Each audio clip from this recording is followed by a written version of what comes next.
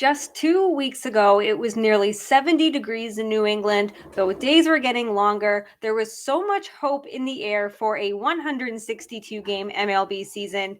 Now on March 9th, there's 2 inches of snow on the ground. It's like 20 degrees and more baseball games have been canceled. What is going on, everyone? My name is Lauren from Locked On Red Sox. I cover Boston sports for NESN.com. I have been in this wild and crazy Boston media scene now for 7 years.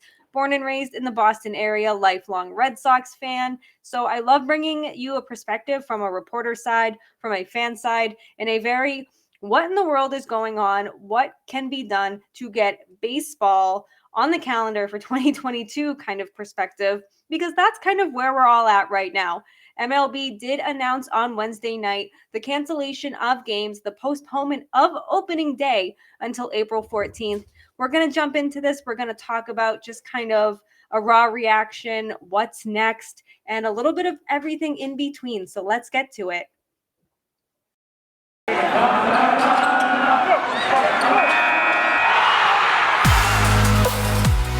You are Locked On Red Sox, your daily Boston Red Sox podcast. Part of the Locked On Podcast Network, your team every day.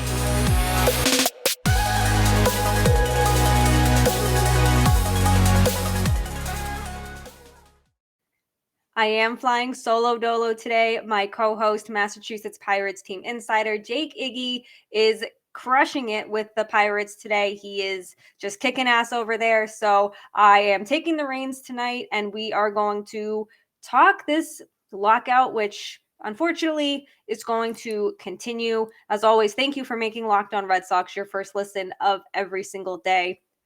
So no good news came on Wednesday.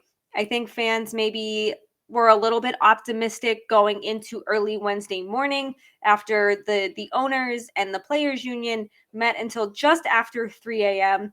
I think it was like 3:08 a.m. Jeff Passan tweeted, "Go to bed." So that's when you knew things were done for the day. But the two sides did reconvene pretty much all day Wednesday. Talks were a little slow. There seemed to be a big holdup on the international draft. And there was a lot of hope that a 162-game season still could be held if a deal was done today, Wednesday, March 9th. That unfortunately did not happen. The Players Union rejected the proposals. I believe there were 3 of them, and they have pushed opening day to April 14th. So that's officially 2 weeks of this season completely gone from the 2022 schedule that essentially all but wipes out the spring training games that are left on the schedule. I'm sure that there will be some sort of spring training games once this lockout does end, just so players can get their legs back under them, get their reps in, get some game action before just jumping into regular season games. But it's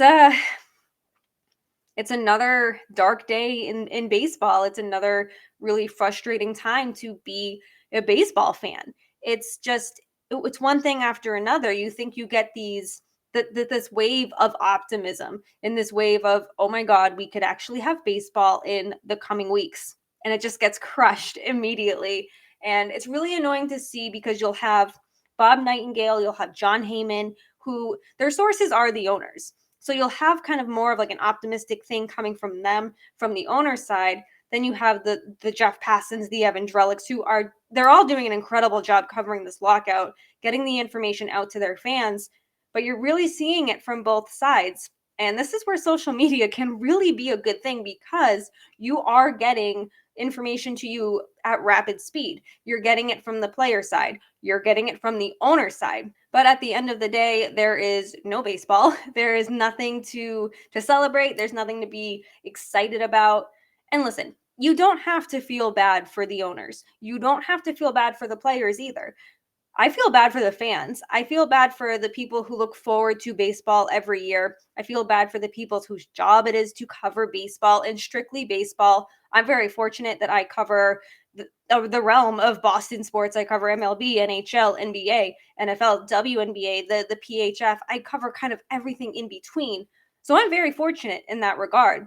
I know that there are writers out there, the Ian Browns, the Mark Feinsons, that work for MLB and have trouble doing their job because they can't. So I feel bad for those guys. I feel bad for, like I said, the fans, the people who want to bring their families to ballparks, the kids who are getting into baseball, because this is not how you grow the game at all. This is how you lose fans. This is how you especially lose the casual fans, and you definitely can lose some lifelong fans over just the everything, over this lockout, and just people look forward to baseball. It's a good sign of spring. I love going to Fenway in the summer. You've heard me talk about before that my bachelorette party is supposed to be at Fenway. Obviously, it's not going to be until June or July, so knock on wood, we're very hopeful that's still going to happen, but there probably will start to be backup plans pretty soon if the season can't get underway or if these two sides can't figure it out.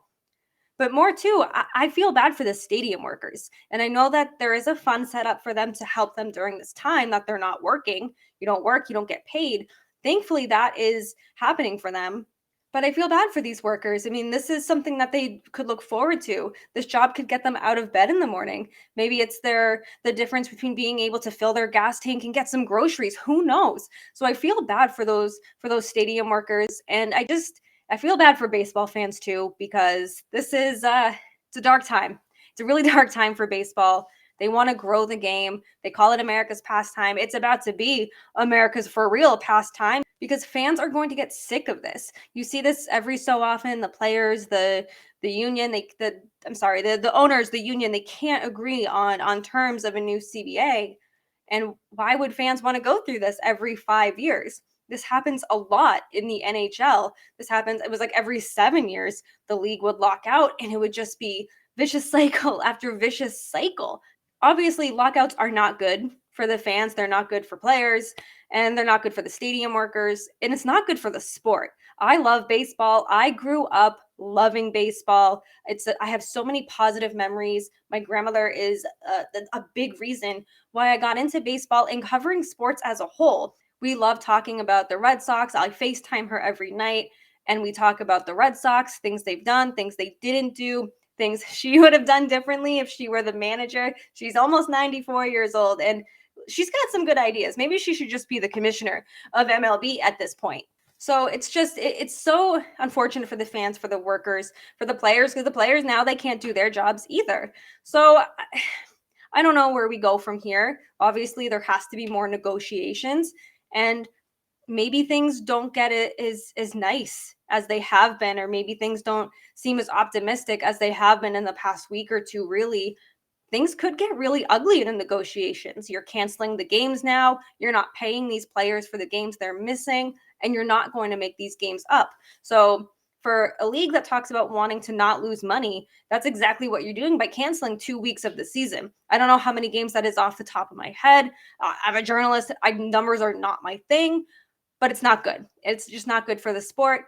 We still have a lot to talk about. I'll get into kind of what was rejected and why the players said no, maybe what's next, and Rob Manfred's statement, which is just another statement of hypocrisy, I guess you could say. And I am excited to talk more about this lockout, as much as it just really sucks. But are you ready to discover your purpose? Are you ready to discover your purpose and leave an impact wherever you go? Mission Impossible, written and read by New York Times bestselling author and athlete Tim Tebow, encourages you to find your inspiration, pursue your purpose, and create a life for yourself that counts. Ignite a new spark in your life through this inspirational listen. Mission Impossible by Tim Tebow is available everywhere audiobooks are sold. And do yourself a favor, now that we know that there's not going to be MLB games for at least a month and a half, month and a couple days here, check out MLB Prospects, because host Lindsey Crosby is a prospect encyclopedia. You'll want to know about these guys, and you'll be able to really watch these guys with the minor league season starting up soon. He's going deep on the MLB stars of tomorrow. You don't want to miss this. It's free and available wherever you get your podcasts. Welcome back to the Locked On Red Sox podcast. Thank you for making Locked On Red Sox your first listen of every single day. So the baseball lockout continues, and it's really, really unfortunate. I talked about it in the first segment. We don't need to keep harping on it. So the union's exact proposal, and this is according to Bob Nightingale, it says remove draft pick compensation. The parties have until November 15th to agree to an international draft If no agreement, then draft pick compensation comes back after the 2022-2023 offseason and revert back to the current international amateur system. So if you don't understand that, it's really just the owners kind of wanting the ability to decide to opt out of a 5-year CBA after a 3-year season. So after 3 years come and go, it's like if Xander Bogaerts opts out after this season, if this season even happens. The players are basically asking that they don't have to do this whole scenario again in 3 years, but they're willing to continue discussing international draft after the CBA is ratified. Now, in my head, it seems reasonable, and maybe it's not. I haven't done too much of a deep dive of what the players want versus what the owners want. This is just kind of raw reaction and kind of what some live tweets coming in throughout the next couple of minutes. But I don't know what needs to be done. Obviously, the sides aren't as close as it's been made out to be. I think that they could be really close on certain economic issues, minor league issues, but still be so far apart on something like the international draft. I feel like that just kind of came out of nowhere. It all of a sudden became this massive roadblock to getting a deal done today. And now look at us. We're still waiting for more baseball, and we're not getting some until at least April 14th. So we know for a fact that there will not be a 162 game season. Wednesday was the last ditch effort, really. And Rob Manfred came out with a statement. Of course, he's the commissioner. He's going to come out and release some sort of statement. And I'm going to read it to you. It says, in a last ditch effort to preserve a 162 game season, this week we have made good faith proposals that address the specific concerns voiced by the MLBPA and would have allowed the players to return to the field immediately. The clubs went to extraordinary lengths to meet the substantial demands of the MLBPA. On the key economic issues that have posed stumbling blocks, the clubs proposed ways to bridge gaps to preserve a full schedule. Regrettably, after our second late-night bargaining session in a week, we remain without a deal. Because of the logistical realities of the calendar, another 2 series are being removed from the schedule, meaning that opening day is postponed until April 14th. We worked hard to reach an agreement and offered a fair deal with significant improvements for the players and our fans. I am saddened by the situation's continued impact on our game and all those who are a part of it, especially our loyal fans. We have the utmost respect for our players and hope they will ultimately choose to accept the fair agreement they have been offered. So, of course, Manfred is going to come out and make the owners look good. That's his job. He's just kind of standing up for his guys and standing behind the deal that has been offered to the players. And naturally, and of course, the players union also released a statement, and they said the owner's decision to cancel additional games is completely unnecessary. After making a set of comprehensive proposals to the league earlier this afternoon and being told substantive responses were forthcoming, players have yet to hear back. Players want to play, and we cannot wait to get back on the field for the best fans in the world. Our top priority remains the finalization of a fair contract for all players, and we will continue negotiations toward that end. So not as long as Manfred's, it's just basically like we tried our best, and Manfred came out and was like, you know, we respect the players. We care about the fans. I don't know if you do, Rob Manfred. I don't know if you care about the fans. I don't know if you really even care about the players. And I mean, I'm not an MLB owner. I'm not an MLB player. I don't have an MLB player in my family. So I don't know the big ins and outs. It's all he said at this point. When you're getting these statements, you're getting reports from both sides with the owners and the players. And it's just, I feel like you're forced to pick a side. And I feel like that a lot of people are on the player's side. I think that's just, it's what's happened before, and it's what's happened several times when it comes to lockouts, not necessarily with MLB, but with the NBA and with the NHL as well. So from everything that I've read and everything that I've gone over briefly, I don't know if there's plans right now to meet again. I don't know if there's a set date, but I'm not feeling good. I'm not feeling good. I know I've said before that realistically, I think between May 1st and May 15th would be my guess for opening day.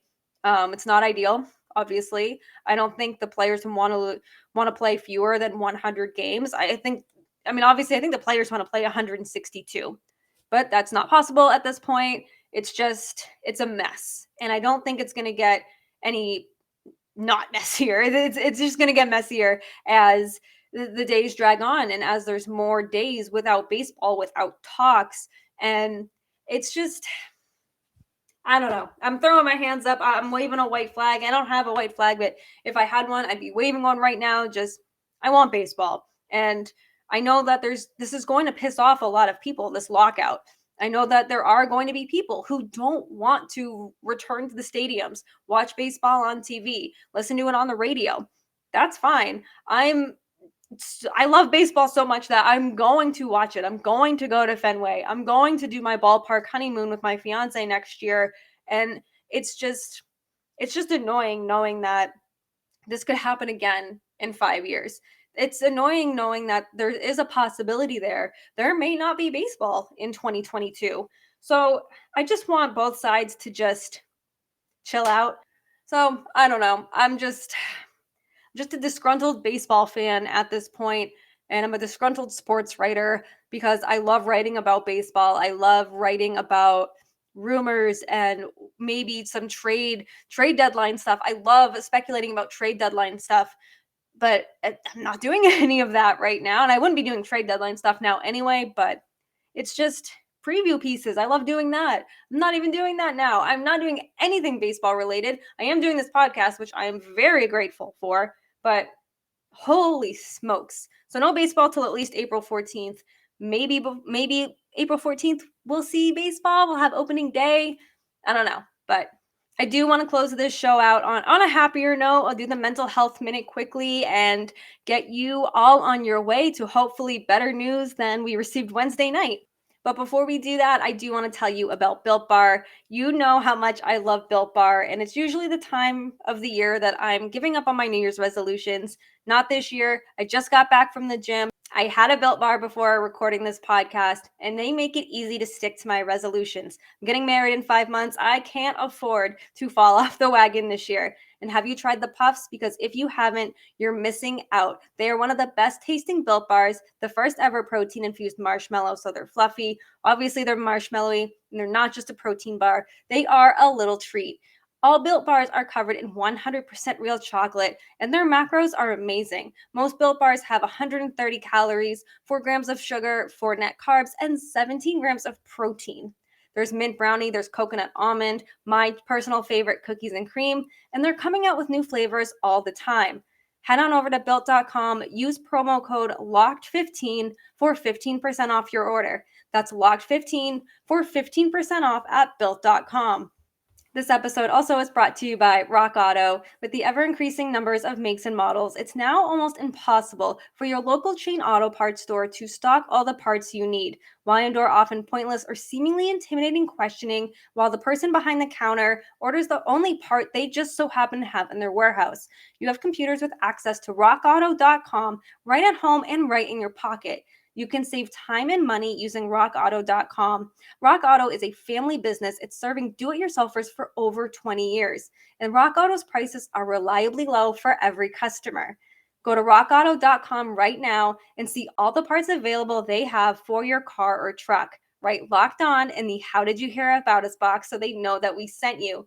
Amazing selection, reliably low prices, all the parts your car will ever need. rockauto.com.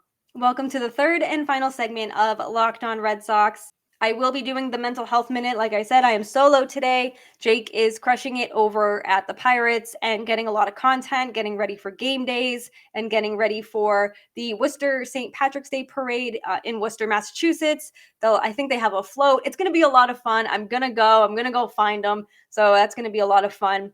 But I really need to shout Jake out. The last week or two, it's been a big struggle for me mentally. I told you guys last week that my fiance no longer will be working at NESN. He'll be a free agent, and this will be the first time he'll be a free agent in his career.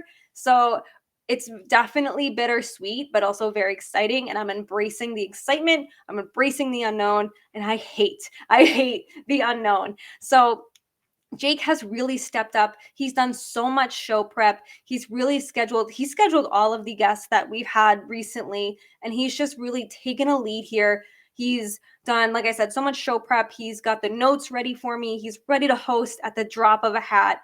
And if it wasn't for him for the last week or two, I probably would have had a nervous breakdown of some sort. I appreciate him so much. It is so much fun being able to come on here and talk Red Sox with you and do it with Jake as well. I know that he enjoys it. Lifelong Red Sox fans for the both of us. And I'm just very grateful to have such a caring and compassionate co host who really does prioritize mental health, not only for himself, but also for the others around him, including myself. And I think I will end it there because it's a good way to end it, especially after not so good news that I brought you on today's show. As always, thank you for making Locked On Red Sox your first listen of every single day. Head on over to Locked On Red Sox on Twitter. Give us a follow. It's at LO_Red Sox. Follow Jake on Twitter at Jake Iggy and me at Lauren, 3 laws, Lauren with 4 R's, and find all of my written work right on NESN.com. Be sure to rate, review, and subscribe to Locked On Red Sox. Subscribe here, right on YouTube. Subscribe on Apple, Google, Spotify, wherever you get your podcasts. Leave us a review. Shoot us a DM. Let us know what you want to hear because we're here to talk to you. We want to know what you want to hear. We want to hear from you. And don't forget to check out all of the other amazing shows across the Locked On Network. Locked On Yankees, Locked On A's, Locked On Astros. Everyone's doing a great job. Everyone is keeping their spirits as high as they possibly can. And now that you've made Locked On Red Sox your first listen of every single day, head on over to Locked On MLB to make it your second listen.